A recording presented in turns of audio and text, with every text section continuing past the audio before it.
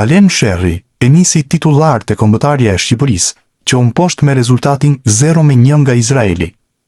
Miqësorja në Air Albania ishte e dyta e portierit Sherri me fanellën kuqezi, ndërsa e para si titullar. Të them të drejtën, duke marrë parasysh situatën tek ekipi, që vjen nga një ekip që jam aktivizuar shumë pak, nuk e prisja të them të drejtën. Unë mundova të jap maksimumin. Nuk ke nevojë për motiv kur luan për kombëtaren. Unë e provoj për herë të parë sot. Kur luan me kombëtaren, është ndjesi që të ecin këmbët vet, hidhësh vet, është ndjesi komplet tjetër. Më vjen mirë për paraqitjen, por shumë keq për rezultatin. Duke parë dhe lojën, shpresoja shumë që minimumi të merrnin nga kjo ndeshja një barazim. Krijuam shumë raste, kishim mundësi për të fituar ndeshjen, por që unë shkuam nga një kundërsulm. I pari që njoftova? Ja them nënës, por me raste, se është pak problem dhe kur ja them dhe kur nuk ja them. Kur nuk ja them mërzitet që nuk luaj. Kur ja them ka shumë emocione se do luaj. Këtë herë i thash rrjeqet. Krenar për fëmijën e vet. Është diçka shumë e rëndësishme për familjen tonë. E kam pritur shumë gjatë. Më erdhi në një moment që nuk e prisja, por që jam shumë krenar që ndodhi në vendin tim. Para prindërve të mi, familjes sime dhe djalit tim, është shumë e veçantë për mua. Dhe kjo gjë më bën shumë të lumtur. U shpreh Sherri për Supersport. Trajneri i kombëtares, Rolando Maran, është shprehur pas ndeshjes së tij të parë në stolin kuqezi, se i kishte parashikuar vështirësitë që do kishte ekipi në një proces mësimi, duke u përshtatur me idetë e tij. Një mëkat. Sot shpresoja të merrja një fitore për tifozët, për ne, sepse kur e nis një punë, është mirë ta nisësh mirë. Pjesërisht loja ishte mirë, më pak një pjesë tjetër.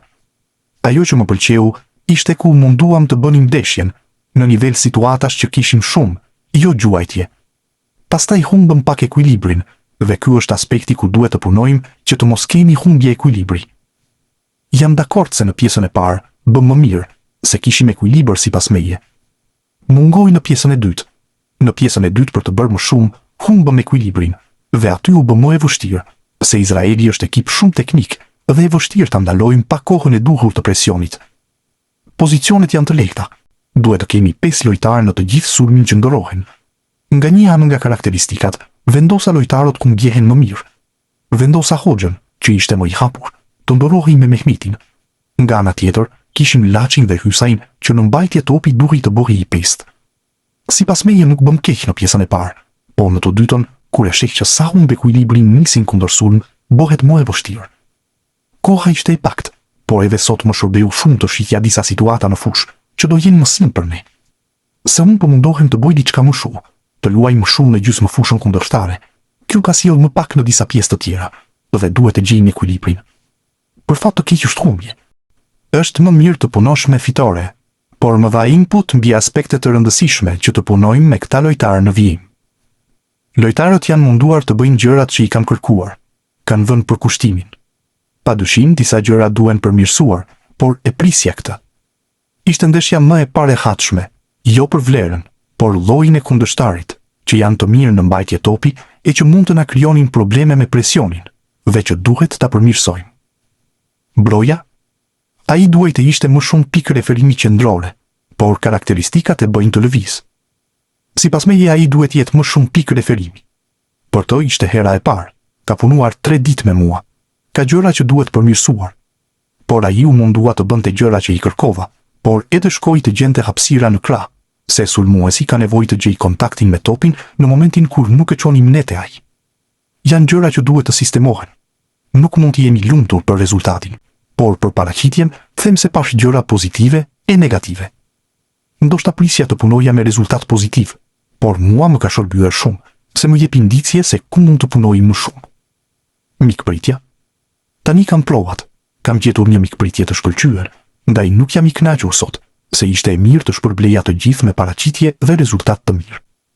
Por e dinim që ishte ndeshje nxemjeje, dhe shpresoj që të shpërblej këtë ngrohtësi që kam marrë deri tani, tha Maran për Supersport.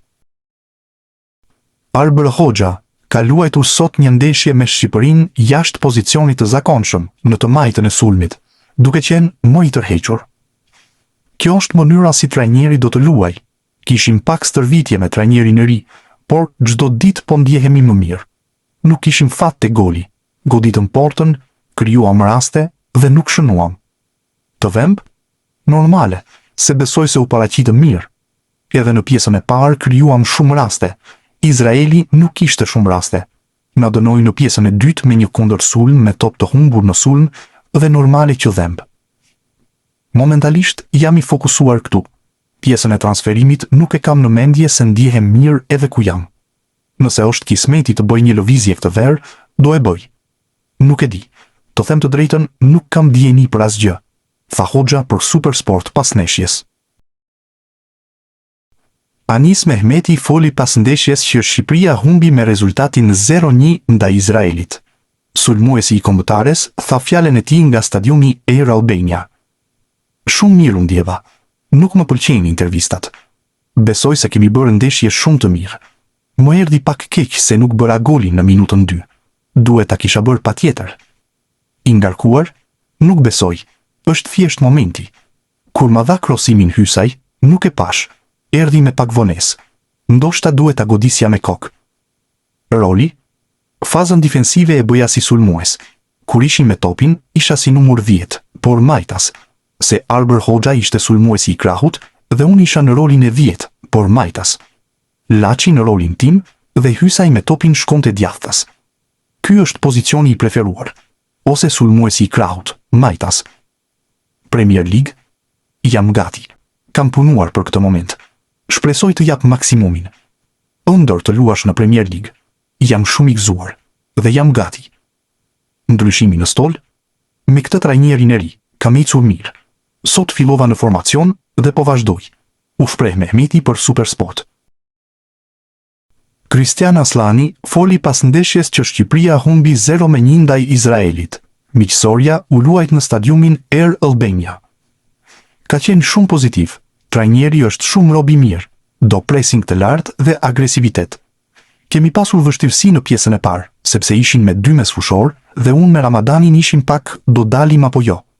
Në të dytën, gati shkuam 1-1. Na vjen keq. Pësuam atë gol dhe na vjen keq sepse besoj kemi bërë ndeshje të mirë sot. Zgjedhjet i bën trajneri, por të gjithë çunat janë gati.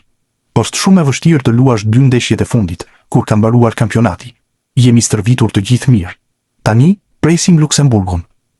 E ardhmja? Nuk e di. Beshiktashi ka të drejtë blerje deri më datë 15. Jam gjetur shumë mirë atje, kam luajtur të gjitha ndeshjet. Shpresoj të ri atje. Nuk i dihet. U shpreh Aslani për Supersport. Elseid Hysaj ka qenë përsëri protagonist në të 2 fazat e lojës për kombëtaren shqiptare në ndeshjen ndaj Izraelit. Të them të drejtën, kur luaj me fanellën e Shqipërisë, është objektivi të jap maksimumin derisa të kem fuqi, dhe kështu do të vazhdoj derisa t'ja dal. Ky është një trajner i ri, ka ide të reja, që besoj me kohën do sistemohen, se kemi pasur vetëm 4 ditë kohë që të rregullojmë aksione mbrojtëse e sulmuese. Por është pozitiv, sheh një lojë më sulmuese se sa kemi bërë më parë. Shpresoj që të gjitha të ndihmojmë që të jemi më mirë për ndeshjet e radhës. Tensioni? Futbolli kështu është. Unë nuk kam qejf të bëj këto skena. Por në momentin që pash lojtarin me gishtin në buzë duke u thënë tifozëve të pushonin, është impuls momenti. Kërkoj falje. Janë gjëra që ndodhin në futboll. Shqyr nuk ndodhi asgjë e rëndë. Unë jam pa kontratë. Jam 2 ndeshje për këtë vit. Pastaj kam folur me menaxherin. Po punon, do gjejmë situatat më të mirë, më të vlefshme dhe pastaj do t'rregoj. Se për momentin nuk më ka thënë as mua diçka. Tha Hysaj për Supersport pas ndeshjes. Rolando Maran debutoi me humbje te kombëtarja shqiptare. Kuqezin të mposhtën me rezultatin 0-1 nga Izraeli në stadiumin Air Albania. Golin e vetëm të miqësores e shënoi Oskar Gluh në minutën e 73.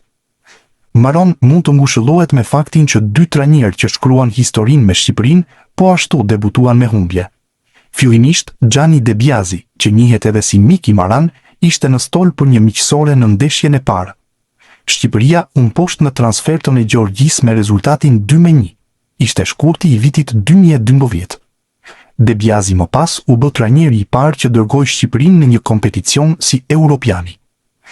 Trajneri i dytë që u bë pjesë e historisë me kuqezint ishte Silvinho. Tekniku brazilian po ashtu debutoi me humbje, ndërsa kombëtarja humbi 1-0 në transfertën e Polonisë. Ishte marsi i vitit 2023. Silvinho jo vetëm shkoi në grupet e një europiani, por edhe udhëhoqi Shqipërinë në play-off të botërorit. Shqipëria e ka nisur me humbje etapën e saj në drejtimin e Rolando Maran, e mposhtur me shifrat 1-0 në Air Albania nga Izraeli.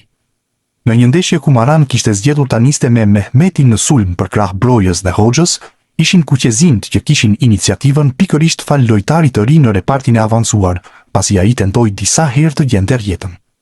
Por kuqezinjt nuk ja dolën të shënonin në një ndeshje që kishin mjaft mirë nën kontroll. Por një zbritje e shpejtë në të majtën e Gloh dhe një diagonale e tij në shtyllën e largët, gjeti të pavendosur mirë prapavjen kuqezi dhe solli golin e vetëm të ndeshjes. Kjo pasi pavarësisht ndryshimeve të Maran, Shqipëria u shfaq më pas rrallë herë rrezikshëm në sulm, duke mos krijuar shkëmbijën që pritej për të barazuar rezultatin, pavarësisht dëshirës që shfaqen kuqezinjt.